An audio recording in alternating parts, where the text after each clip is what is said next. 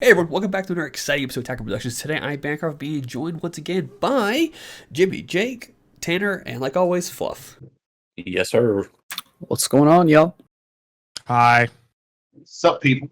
And today we have a matchup. Now before we get into that matchup, as you can tell, today's quality is a little bit not optimal today. And I do apologize about that. Locals ran a little bit long. It was our championship. We had to leave the store. So we went to my basement, and normally me and Fluff have recorded videos there before, but because I had to keep the lights on the other half of the basement, it definitely interfered with the way the camera was recording the video, and I do apologize for that, but just bear with us because it's still a great match, I believe. VHS quality is in style now. It Yes, is. 90s are coming back. Actually, we didn't actually play cards. It was a fight club type thing. Bancroft brought us to his basement, and then we all beat each other up. I was gonna say this quality is kind of fitting for the sex dungeon we were in. So, Well, that's my basement for you. That's kind of part of the course. But as you all can tell, it is Mecha Frieza versus Gotenks.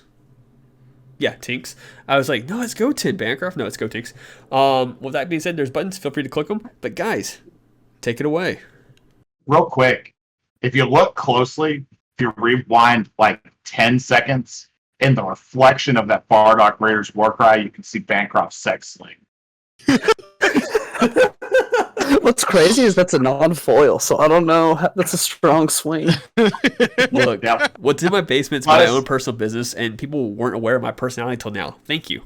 So comment below when you find it. I will say, just for the viewers at home, the reason I'm being so aggressive with the hand motions is I had a chicken strip in my mouth, and I couldn't tell him what I was doing. Yeah, dude, this asshole took too long to show up. We already had started our final round, and this motherfucker shows up with chicken box in his hand. He's like, "Oh, sorry, I'm late. I had to go get chicken before we come to the tournament." I will say, Jake, I think you're the one who said, I might have to scoop. I don't know how long he's going to take. I was like, where's Tanner, man? I don't think I have an opponent. All right, so I guess on the game, I've had a pretty standard Gotenks turn to go into the unison, go get your pieces. At that point, Jake probably knows I have a dormant in hand because I tapped out and I feel comfortable doing so. Get on that front side 15k and then just go to town.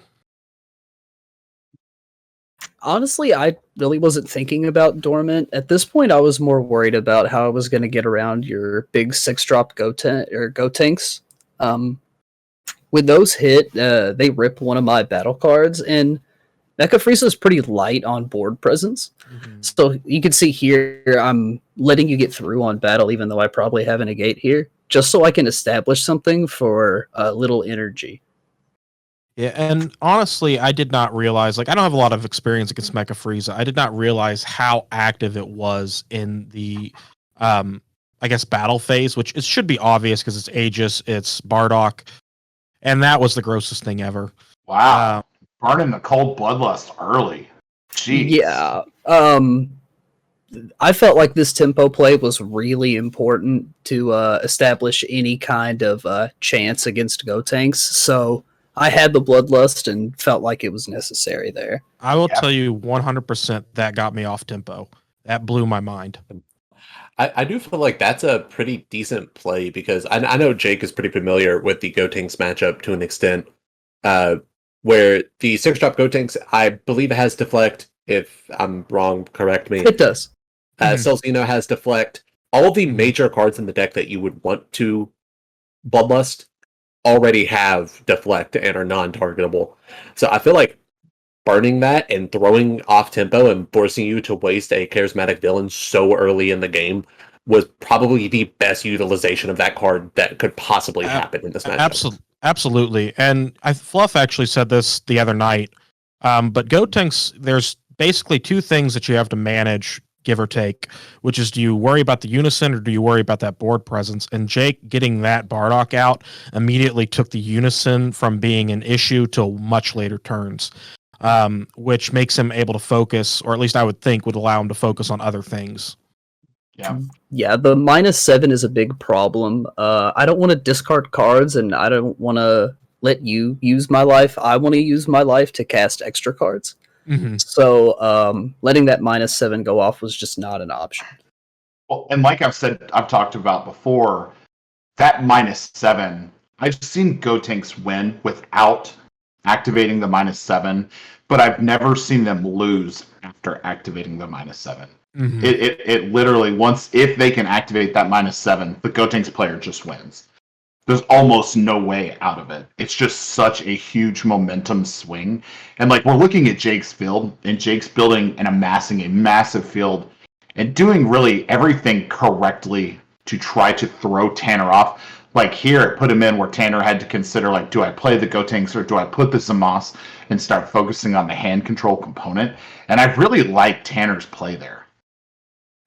I was not aware, like, and this is again my inexperience with Mecha Frieza. I didn't realize pretty much everything is considered a skill. Yeah. Activate main, et cetera, et cetera. And this is just, it's good to be back playing with you guys and kind of sharpening my skills again. I mean, most of the day I struggled most of the day. I'm not going to say how this particular match went, but there was a lot of learning going on tonight, and I appreciate you, Jake, walking me through a lot of the plays as well. No problem, man. Like, I knew you hadn't seen this version of the deck yet, and I'm glad you brought up learning, because I played this deck in a webcam event the next day. Mm-hmm. And what was I going to say? This matchup actually taught me a lot, and I made some changes to my list that I think ended up winning me a game later on. So I for anybody that's interested, I went 3-2. Didn't do great, but didn't do terrible. That's a good finish. It's so fantastic in webcam events, For to be sure. completely honest. I think you said you lost against a mill deck and something else. Mildeck and King Cold is what got me. Ooh. So with that being said, when did you get a chance to record your video, unfortunately, just because of the time limit restraints and whatnot? Well, also, you mean my deck list? Yeah, your deck list, sorry. Well, that's great, because I've got an even better version coming next week. That's what I was going to say. Since you Awesome. said you made the changes to it and whatnot, we'll definitely get that for you all. I think that was the Battle of Two value card. So Jake, of course, used Unite Assemble, gets his draw 2, and puts the Chappelle on board. Of course, I use Dormant and get rid of the Chappelle, but he still gets his draw 2 there, and I still get the free turn. Yeah, and you're doing a really good job of keeping that Bardock off the field. You've done a lot towards keeping those double strikers off and just pressuring and keeping all that going. And I this is the pivot point right here. That unison, that's something that we've talked about in other videos, and that unison was so underrated. And it's so much utility because the -3 is a finisher. The -1 can completely just destroy decks that go tall, like Gotenks.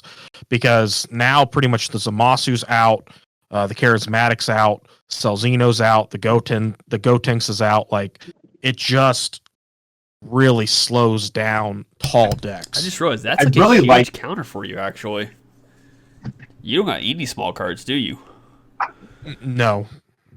I really like the inclusion of that Vegeta in the Mecha Frieza list, because it creates smoke and mirror for Mecha Frieza. The opponent feels like they need to put pressure on that unison instead of the fragile glass cannon nature of Mecha Frieza, and it just adds another layer of protection to the already, I called it a glass cannon, and it is, but it's that idea of, Jimmy and I have talked about breaking Yellow's board presence, like they're puzzled.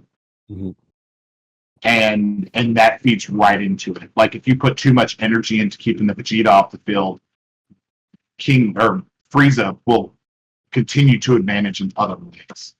So I've we haven't really talked a lot about it on the channel. We have talked about it solemnly. Also, that's such a fantastic play on such a good card. Love that card. I was hoping he would go for the rest moded Poutine, because I just have another one to replace it with. wow. And the Sen Shenron will buy me another turn. My God, what a big brain play. That was Jeez. gross, because I'm thinking at that point, I get the Poutine off board, I start putting pressure on the unison, go into the the whole 9, and that was just gross. It was not fun. Fantastic. Gosh. But not to to be too far from the unison. I tend not to include unisons in my list because I feel that locks me into a certain style of play, into a certain path that a deck wants to take, and you have to build some decks around unisons. But I feel like that Vegeta is the only unison that pops into my head that is just the most versatile option because it has control elements in its -1, which you could also just pay 3 for, and then, activate main, add a marker to the card, and now you have a devastating body on field. So it gives you 2 different paths, and I think that's what makes that unison so incredible, and makes it one of the top unisons in the game easily. And here, Tanner very wisely fuses into his 6-drop, even though he can't swing with it, because he's still under the -1, if I'm not mistaken. And it should have been tap as well, shouldn't it? Yeah, there you go. There you go. Because it's a new poutine. Mm-hmm. Yeah, now I'm just thinking I got to get something to block here. I thought that was ingenious coming out with the Zarbon here, because now I know that my hand is on a clock and it's already dwindling. Like, I think I'm at 4 or 5 cards in hand at this point. Yeah, you're in that range. I also have 2 Vegetos in hand at this point, so I'm thinking maybe if I can get to that 6 and he avoids the unison, I figured that would be a little bit more pressure if you're at 5. I think you were at 5, which is another reason why I played that. Yeah. Now you're just tapping the poutine, which is free value. Yeah. It's 100% my preferred target, that or extra blocker tokens that remain from and there's the Dormant. Frieza's Army Reinforcement, excuse me. Mm-hmm. Yeah, and there's the classic Dormant. Lucky for me, I didn't walk a Chappelle into it this time. Yeah. At this point, I probably should have kept that Dormant, but the deck goes through so much. I mean, for most part, you plan on drawing at least 3 cards, 4 cards per turn with Gotenks, which is why it's so ridiculous. But I'm thinking you can kind of be a little bit more flippant with the Dormants. And I mean, that's why, if you saw at the start of this video, I missed those Roshis, because you could be really just sort of haphazard with using your Dormants. But I think now you should still probably play them a little more strategically. It's still a very strong card. It was one of the key cards that took me down when I played against King Cold this weekend as well. Yeah, that was the most disheartening last-minute turn thing you did, because I was like licking my chops, and you were like, "Oh yeah, -1." I'm like, "Fuck." I was considering passing with 4 markers up, and that was just not an option. And you'll see here in a second why it wasn't, because I mean, it's a dumb play, but at this point, I know. Once these events expire, you'll see that I know I'm in a very compromised position, unfortunately. But that -1 just was incredible. I don't have a Dormant in hand here, so I know that I've got to make the most of this turn one way or another.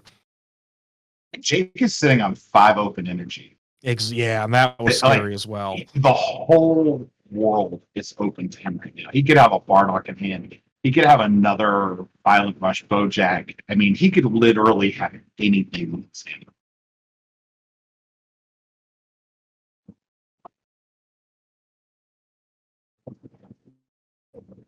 I almost feel like the smart thing here is just empty that hand as much as possible. And, like, you're going for it. I mean, because you just loaded the Ribrian. Like, I think if you get him off his hand, Bojack is no longer useful. Mm-hmm. Takes the value out of that. Takes the value out of it. The Frieza with an empty hand is not troublesome. And then you pressure his Unison, try to get the Unison off. Speaking of, this is a very good use of the leader effect to just remove a marker from Vegeta, so it can't be threatening. And then again, going for the hand emptying, which Jake may have illegally put that card in because he forgot to turn in his deck list at our store championship. Whoa! Whoa! Hold on, allegedly. We had to turn in deck lists. Yeah, totally. So you can put in. Tanner was trying to come in. He was playing 4 Roshis in his deck, and for some reason he had 4 Cold Bloodlust in his mono green deck. It was really odd. I told him, bro, you gotta chill, bro. Are you telling me my Super Shenron deck, circa February 2019, wasn't legal last night? No, unfortunately not. Oh my gosh! But no, that Frieza play was gross. It was really good. Yeah, the robotic riposte is excellent despite its price tag. Usually I try and talk people out of what I call card payment cards, but it's basically a yellow dormant potential or topo righteous aid. Yeah, like it's that power level of effect. Now here I'm doing my math. Zarbon, I know you're at a low hand, and I know you're going to take care of field presence the next turn. So it's like I can't get value out of Gotenks. I can't get value. I think at this point I could get value out of Charismatic, or is it a 7 technically on field? No, Charismatic's a 5. It's a 5. I'm yeah, sorry. it's a I'm 5, sorry. It's yeah. 5. Yeah, duh. That's what I'm getting ready to do. So you do have the Xeno Cell play because you've got the Samas, the Frieza, and the Zarbon. Yeah, and that's actually why I ended up playing the Zarbon. I went ahead and just did that to drain his hand. So now I'm going into my turn with nothing, and I had a Vegeta to load under the Vegeta and everything. And to be honest, you'll see me put 2 cards under there. We didn't have another die, so the Vegeto's at 8 now. Did you have no cards in hand to swing with or to drop for the swing? Like you could have swung with the Cell, tapped No. the. He was The under Unison. the Unison's minus effect. Oh, right, the Vegeta's effect. Oh, Yeah. baller. Yeah. So at this point, I'm thinking there's no way Mecha Frieza can recover from an empty hand, and boy, was I wrong. Yes, the Gotenks player, you got to feel good about the position that you're in. Like, yeah, he does have a little bit of a field, but you assumedly have a hand. You know, Yeah. he's got 1 card in hand, but it looks like he's going to be hitting a couple of the draw apes out of the drop area. There's Yep, a then high chance he hits a U9 symbol here. And there he goes. And I want to comment on you utilize the Vegeta to tap himself and then -3 to tap down Tanner's last energy, Yes. which is a fantastic play because we're all kind of familiar with Tanner's list. You know, he does rely on Dormant in the list, but also you do run Shocking Death Balls, if I'm correct. Correct. Yes. If that's still part of the list. So that pretty much guarantees that Tanner is going to have, if he wants to negate any attack this turn, is going to have to take a life, no matter what. Yeah. Now which is fantastic. Oh yeah, it was a great move. And now at this point, I'm looking to either of the 3 attacks I can take, I'm hoping one of them is a dormant, and because I've got a decent hand to at least defend myself if it's not. Especially even though Jake only just got 5 cards, I feel confident in my ability to defend from there. So I'm just digging for the dormant. Oh, God. Yeah. Is this a Mirror Champa kill? No. Oh, It's just okay. a straight I up. was like, It's just a straight up grind fest. And then there's no dormant in that one, so it's Jake's game at this point. So what was your hand? Were they just like Unisons and extra cards. Yeah, that's why like a lot of people have been leaning away from EDK in their lists because it is that one extra card, you know, where you have to pay an energy for it, and everything in green, while it is low energy, every energy counts for green. So having cards that cost 1 to combo or additional unisons that might clog your hand, and you've actually beat me with a hand like that before, where you're like play 2 androids and rip my recovery play off, and like that could have been extremely powerful. It was just Jake knew he had to push in there, and that was smart. And it was a gamble for me taking the 3 lives. I thought at least the first 2 would be, you might as well just try to go for the dormant. And I went ahead and took the 3rd because I figured Jake had enough recovery power, or at least like not recovery power, but he could do a lot within the battle step to continue to pressure or get more swings in. I figured he would go wide, so I probably should have used those 18s on the first or second attack and dwindled his hand and maybe tried to like eke out a turn, but it just wasn't there. I think that would have been the best path to take, because if you didn't strike the dormant on the first life and you got it on the second one, a dormant's really not going to protect you as much at 2 life as it would 3 life or At even 3. 4 life. Yeah. Agreed. Where What if he I could had sneak in Kai? one double striker. Yeah, exactly. Yeah. One double striker on a combo, or still on the dormanted attack, you will still get to deal damage there. So you could push through, snag a damage, and on the next one just swing out and combo everything and force that damage through. Yep. Yeah, On a lighter honest- note, oh, go ahead. Sorry, Fluff. I was just going to say, like, that match showed the sheer power of Poutine and the Vegeta unison. Like, it just really showed how good those are in Mecha Frieza. And I know a lot of people, there have been a large percentage of people that aren't including that unison or aren't playing Poutine in their lists. And, like, those just win certain games. And I don't think they auto win a Gotenks match for Mecha Frieza, but against something like Dark Brawly, it just kills.